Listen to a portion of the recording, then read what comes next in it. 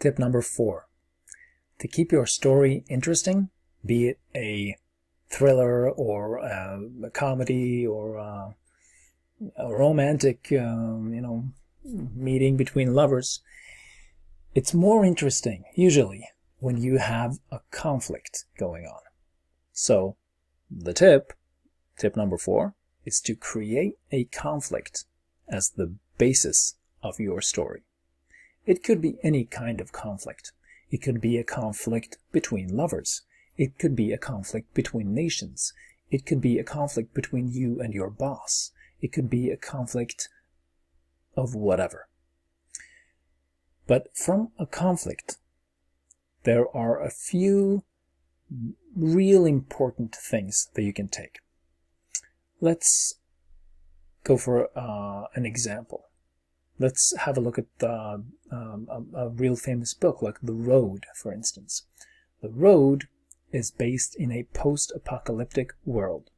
The conflict is the relationship between the people that are still alive and the world, because the world is sort of trying to kill them. There is not enough food, and most of the people that are left are now cannibals. So there's the conflict. And then you have a father and his son, and they're trying to, survive. And without the conflict, there really wouldn't be a story, because if there was no conflict, they wouldn't have a problem surviving, wouldn't be a story to tell. Same with Romeo and Juliet.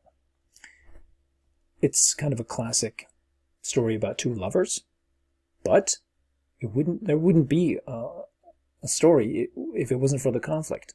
The conflict in Romeo and Juliet is between their two respective families.